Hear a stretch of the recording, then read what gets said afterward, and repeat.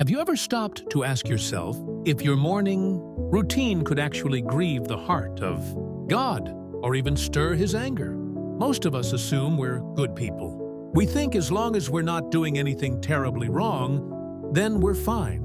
But the truth is, even the smallest daily habits, especially the ones we practice right after waking, can quietly distance us from God's presence, His peace, and His blessings. Picture your heart as a garden at dawn. Fresh soil, open, ready to be tended. But what happens if, each morning, you let weeds take root or leave the gate wide open for thieves?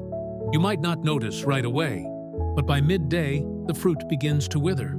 Something feels off, like something precious has slipped through your fingers. That's exactly how it works in the spiritual realm. The first choices we make each morning set the tone for blessing, or battle, for intimacy with God, or a slow, almost unnoticeable drift away from Him. And here's what most people overlook. Those little repeated choices. They're like the steering wheel of your destiny. Science even backs this up. Neuroscience tells us the brain is at its most impressionable in the first 30 minutes after waking. What we feed it in those moments becomes the pattern for our entire day. Negativity multiplies. Gratitude multiplies. That's why even high achievers who don't believe in God fiercely protect their morning rituals. But long before science discovered this, Scripture had already told us, "In all your ways acknowledge Him, and He shall direct your paths." Proverbs 3:6. Your morning is spiritual soil. What you plant, gratitude or complaint, prayer or distraction, determines the harvest you carry into your day. So let me ask you, what seeds are you planting each morning? Without realizing it, many of us practice habits that not only grieve God, but actually provoke His anger. They feel small. They feel excusable. But over time, they quietly destroy joy, peace, and spiritual strength. Here are 4 of the most dangerous ones. 1. Neglecting prayer. Imagine a child living in a house. Their parents lovingly provide food on the table, every need met.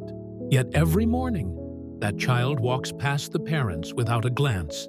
No thank you. No request for help. No acknowledgement at all. How would that make you feel as a parent? This is how many of us treat God. We wake up, breathe His breath, step into a day He gave, yet rush first to our phones, our to-do lists, our own plans, acting as though He's invisible. David declared, "In the morning, Lord, you hear my voice.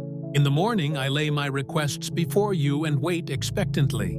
Psalm 5:3. Prayer isn't just a spiritual checklist, it's survival. It's armor for the battles ahead. Even Jesus, sinless and all-powerful, rose early to pray, Mark 1:35. If He needed to, how much more do we? Ask yourself, is the first thing you do an act of devotion or distraction? Who rules your mornings, God or your notifications? 2. Complaining instead of praising. Complaining in the morning is like painting storm clouds across your own sky before the sun even rises.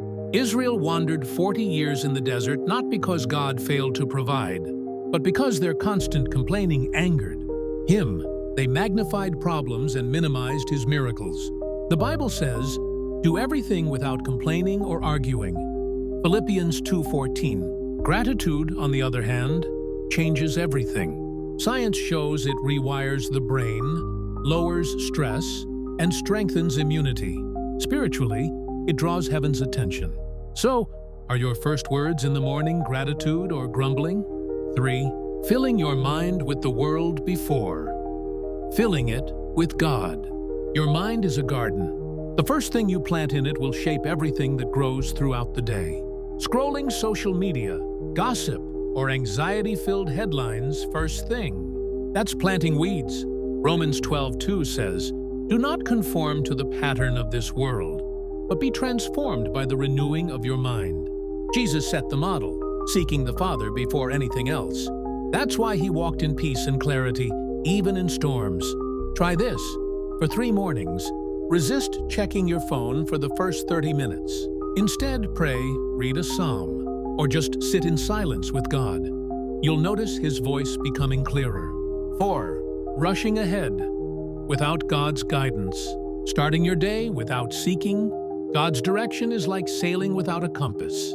Proverbs 16:3 says, "Commit your work to the Lord, and your plans will be established." The Holy Spirit is gentle. If you rush, you'll miss His whispers and warnings. Even Jesus prayed all night before choosing His disciples. Luke 6:12, before you make a decision, whether it's a meeting, a text, or a major life choice, pause for 60 seconds and ask, "Lord, is this your will? Am I in your timing?" That one pause can save you from days, months, or even years of regret. Neglecting prayer, complaining, filling your mind with the world, rushing into decisions without God. These don't just mess up your morning, they push God away little by little until your heart grows cold, anxious, and spiritually dull. But here's the good news. God's mercies are new every morning. The door to His presence is never closed.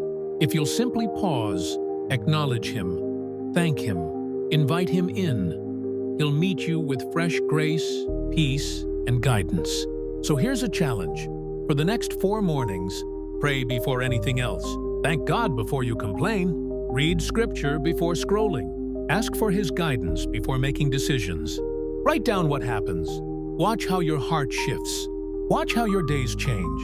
The peace, joy, and closeness to God you've been longing for may not be waiting in some big breakthrough. It might just be hidden in the smallest decision you make every morning.